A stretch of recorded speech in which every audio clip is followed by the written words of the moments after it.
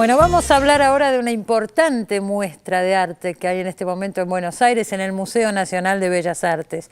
Es una muestra sobre Pío Colivadino. Estoy con la curadora Laura Malosetti Costa, con ella vamos a charlar, pero antes vamos a ver un pequeño informe sobre Colivadino. Ahí va. Pío Colivadino fue uno de los grandes exponentes del arte argentino en las primeras décadas del siglo XX. Nacido en 1869 en Barracas, vivió en Italia, donde se formó como artista. A su regreso, representó en su obra a una Buenos Aires en pleno proceso de transformación y crecimiento. Fue el primer argentino que participó en la Bienal de Venecia y director de la Academia Nacional de Bellas Artes, junto a otros grandes artistas como Fernando Fader y Rogelio Irurtia, fundó el grupo Nexus.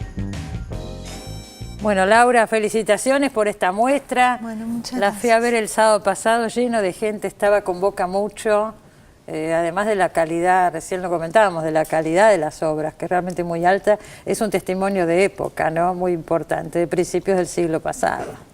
100 obras hay. Sí, un poco más. Más de 100 obras. Sí, un poco más. Lo que pasa es que esa sala es bien grande.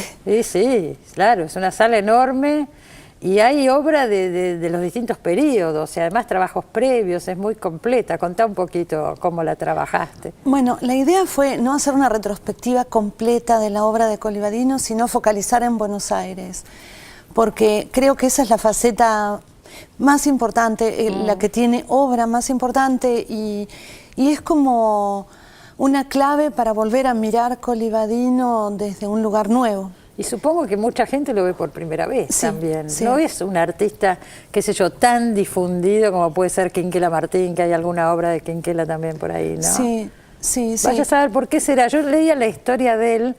Él fue presidente de la Academia de Letras muchísimos años. Fue director de la Academia de Bellas Artes. De la Academia de Bellas Artes, pero muchísimos años. Fue una persona de mucho peso en la plástica argentina durante mucho tiempo. Sí, y tal vez eso le jugó en contra. O sea, esto tiene que ver con cómo se ha escrito la historia del arte, ¿no? Claro. Siempre. Y un poco acá se escribió copiando los modelos europeos, que era que los héroes eran aquellos que estaban en contra de la academia. Ah, claro. Y aquí en realidad la academia nació de la mano de esos modernos, ¿no? Claro, De hecho, es el arte oficial, pero era arte moderno. claro, exacto. Claro. Y en un sentido, tanta permanencia como director de la Escuela de Que tuvo Bellas 30 años, le digo. Y es un más de detalle. 30. Más de 30 años. Más de 30, porque él llegó de Europa en 1906 y ya en el 7 empezó a gestarse esto y en 1908 estaba dirigiendo la academia.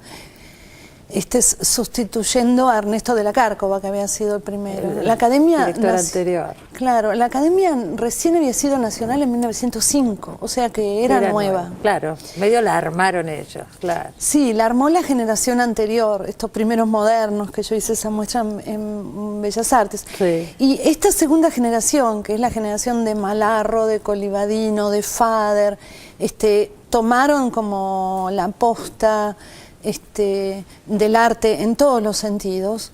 Y en un punto, la permanencia de Colivadino casi hasta su muerte al frente de la academia hizo que sucesivas generaciones de nuevos modernos lo vieran como la academia, digamos, como que fue así verdaderamente. O sea, él seguía como sosteniendo ciertos valores que ya no eran nuevos. Claro, 30 años es mucho tiempo. Le llamaban el piccolo tirano. Ajá, claro. Y hay muchas anécdotas respecto de esto, ¿no? De su enfrentamiento con los jóvenes en los años 30, Claro. por ejemplo. ¿Con quiénes? ¿Quiénes eran esos Con jóvenes? Castañino, Claro, por ejemplo. claro.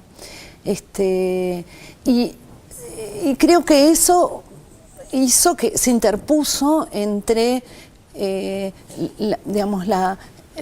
percepción de él como personaje y la percepción de su obra. Claro. O sea, Ahí hay una causa fuerte, claro. sí, yo creo que sí. Él descubrió le dio la primera oportunidad a Quinquela, leí. Sí, Que es mucho más conocido que él, obviamente, pero él armó la primera muestra o le facilitó a Quinquela su primera fue un maestro muestra. generoso. Ah. Por ejemplo, generoso en términos de enseñanza de técnicas, que esto me parece que es algo que hay que reivindicar mucho. Él trajo las técnicas nuevas de grabado de su formación en Italia y fundó la primera cátedra de grabado en la academia. En la academia. Y allí se formaron los artistas del pueblo. Claro, ¿no? Entonces, claro. Yo recuerdo, vino acá Sergio Baur cuando fue la muestra Claridad en Bellas Artes, que también fue una muestra muy buena. Y lo que explicaba acá Sergio es justamente cómo el grabado popularizó el arte. ¿No? Sí, y todo sí, este grupo de artistas del pueblo quería el grabado porque el grabado era mucho más accesible para mucha gente. Tal cual. Y la escuela de grabado la fundó Colibadino en el 11. Claro, sí. Claro. Así que, bueno, eso. Y por otra parte, él conoce a Quinquela a través de su secretario, Taladrid. Él va a La Boca a ver la obra de Quinquela y sí,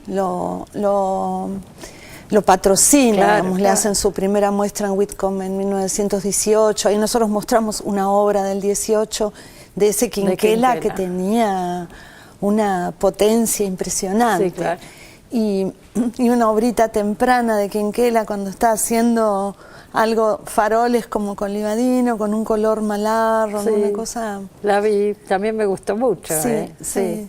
Ahora, la obra de Colibadino, él se forma en Italia, ¿no es cierto? Sus años de formación, muy joven se va a Italia y vuelve con todas estas ideas modernas y es la ciudad en transformación. Buenos Aires deja de ser una aldea y empieza todo el apogeo y la era industrial y él pinta eso. Sí, vos fíjate que él se va en 1890, o sea que es el año de la Revolución del Parque, el año de la crisis, y vive 16 años en Italia. Entonces cuando vuelve, él volvió un par de veces y obvio que no fue una vuelta así pero esa distancia de tantos años y además esa pertenencia a la colectividad italiana, porque los padres eran lombardos, eran inmigrantes italianos de una generación anterior que tenían una carpintería de obra en La Boca y vivían en barracas, hizo que él enfrentara ese impacto de una ciudad que era otra, o sea, se había transformado. En la muestra hay una clave porque él pinta Plaza Lorea, que tenía un tanque de agua, y la pinta en 1886, cuando era un chico todavía, antes de viajar a Italia. Y esa Plaza Lorea es la que está frente al Congreso. Claro. Y luego la carpintería de su familia hace la carpintería del Congreso. Esto te da una idea de la dimensión de eso. Y a mí lo que me parece que es más destacable es que en esa generación que está muy imbuida de nacionalismo, o sea, este nacionalismo que lleva un poco a la exposición de 1910, claro. Ese momento en el que está como buscándose valores nacionales, tradicionales, hispano-indígenas, pensar la obra de Rojas y todo esto en contra de Babel, que es Buenos Aires, es el lugar de las lenguas raras, de los inmigrantes que traen el anarquismo. O sea, y es eso lo que él pinta. Y es eso lo que él pinta. Claro.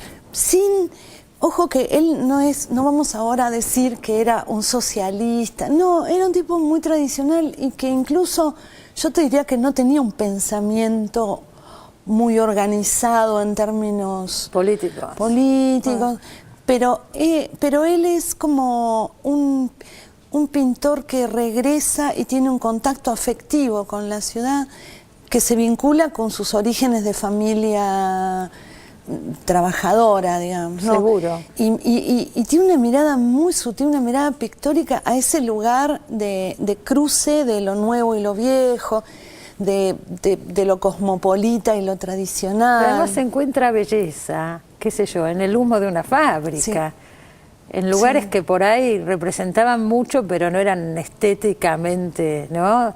Sí, y él encuentra belleza ahí. Ahí hay una cita de Borges en la pared en algún momento, que habla de los colores, ¿no? Sí, de la calidad de la luz. Y esto, viste que está Carriego, está Borges y Gerchunov, ¿no? O sea, son estos poetas y escritores que están mirando esa transformación de la ciudad y están creando una poética para Buenos Aires. Sí. Pero si vos te pones a pensar, por ejemplo, en los motivos de la música culta, ayer hablábamos con Melanie Plesch de esto, son motivos pampeanos, o sea, el alma nacional y en la pintura también. Se estaba buscando el alma nacional en la pampa, en las tradiciones gauchas. Es el opuesto de lo que él hace. Es el opuesto él es de lo que urbano. él hace. Él es urbano. Claro. Sí, y crea una estética rara además, una estética urbana no monumental. Sí. Y es muy atractivo también la paleta que usa, ¿no es cierto? Los tonos que usa, no hay nada estridente ahí. Sí. Es sutil, digo. Me parece un artista interesantísimo. La obra principal fue la que envió la Argentina a la Bienal de Venecia. Sí, no él la fue Argentina. el primer representante, ¿o la no? envió él. Ah, él Claro. como director de la academia. No.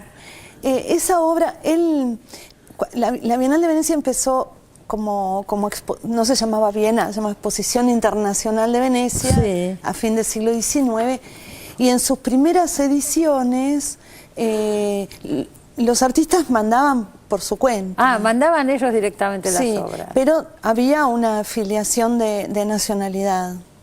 Colivadino tenía doble nacionalidad, porque Italiano, siempre, claro, él era hijo de italianos, y en esto Italia fue muy fuerte porque hizo una campaña para mantener la fidelidad de sus emigrados al piccolo paese, muy fuerte. Había diarios, se le decía Italia al estero, o sea, Italia en el exterior, Era la Argentina. a las colectividades. Pero sobre todo esta que era tan grande, ¿no? Y tan fuerte. Enorme. Claro. Esta era la segunda después de Nueva York. Claro. Y entonces, para los italianos, te diría más, para el pueblo donde habían nacido sus padres, él era ciudadano de ese pueblo. Ajá. Y cuando él tenía un éxito, ellos ponían, el conchitadino Pío Colivadino ganó un premio, o sea, mira vos, lo consideraban propio. Claro. Y cuando él envía su primer envío en 1901, es considerado italiano nacido en la Argentina. Ah, mira. Pero ya en 1903 no, que es la hora del almuerzo. Él seguía viviendo en Roma. Porque el primero, en 1901, quedó en Italia ese Quedó cuadro. en Italia, lo compraron allá, ¿no? Hay bastantes obras que se compraron en Italia. Claro, hay obra en Italia. En cambio, el de 1903, la hora del almuerzo, está la acá en compró esta exposición. Schiaffino. Schiaffino la compró. Ajá. Que era director del Museo de Bellas Artes. Claro, y es obra de patrimonio del museo. Sí, desde muy temprano. Sí, es una obra importante. Hay otra que me gustó mucho, el partido de truco, se llama el campeonato de... ¿Cómo se llama? Se llama El Truco. El truco, directamente. Sí, y esa obra me gusta mucho, es obra de una colección privada. Fue el premio del Salón Nacional de 1917. Ajá. Y me gustó mucho porque en apariencia es una obra con un tema muy distinto al resto de la muestra, pero esas pulperías donde se jugaba el truco y venían los gauchos a caballo estaban en Buenos Aires, estaban en Palermo, en todos los bordes de esa ciudad que van cambiando todo el tiempo. Porque él muestra también en sus cuadros, hay más de 100 obras acá, no solamente esta ciudad industrial, sino también muestra los suburbios, los barrios. Los barrios nuevos. Los barrios nuevos, está todo mostrado. Esos barrios que describe Borges con calles de anchura de terraza. Ah, qué lindo. Porque en realidad, claro, se sustituyen las pequeñas callejuelas de tierra con calles muy ambiciosas, ¿no? Esto lo han estudiado los historiadores del urbanismo, cómo Buenos Aires se piensa, se dibuja en la pampa, ¿no? Sí, claro, grandiosa, ¿cierto? Hay obras, ya decíamos, del Museo Nacional de Bellas Artes, de Patrimonio del Museo y de muchos otros museos. Vi que está el Museo Sívori, el Museo del Tigre, colecciones privadas, qué sé yo. Han hecho un trabajo importante, ¿no? Sí, en verdad fue complejo. Hay museos municipales, museos nacionales, museos provinciales, colecciones privadas y sobre todo hay dos universidades implicadas. La Universidad Lomas de Zamora, que recibió de los herederos de Colivadino la casa del sobrino, por eso Colivadino no tuvo hijos. El Museo Colivadino, que aparece mucho también. Exacto. Sí. Ese Museo Colivadino estaba, cuando yo escribí mi libro, estaba en condiciones pobres de conservación, la casa se llovía un poco, la obra no estaba. Entonces la universidad en la que yo trabajo, la Universidad de San Martín, hizo un acuerdo con la Universidad de Lomas de Zamora, La Universidad de San Martín tiene el taller Tarea, que antes era el taller de antorchas que restauró la pintura colonial, y todo ese patrimonio está terminando de ser restaurado. Ah, qué bien. ¿Y se podrá visitar el Museo Colibadino? Esperemos que sí. ¿Está en Barracas? Está en Banfield y todavía tengo entendido que el local, digamos, la casita esa donde funcionaba, todavía no ha sido empezada a restaurar.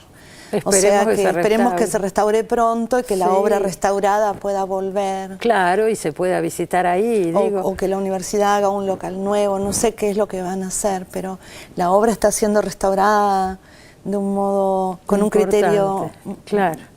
Claro, está bien, porque ahora con toda esta muestra tan importante se difunde mucho más la obra de Colibadino, entonces después que se mantenga, ¿no? Todo esto. Bueno, así se conserva el patrimonio, llamando la atención sobre su valor y al mismo tiempo... La verdad que tiene un gran valor y ver todos esos cuadros juntos y analizarlos.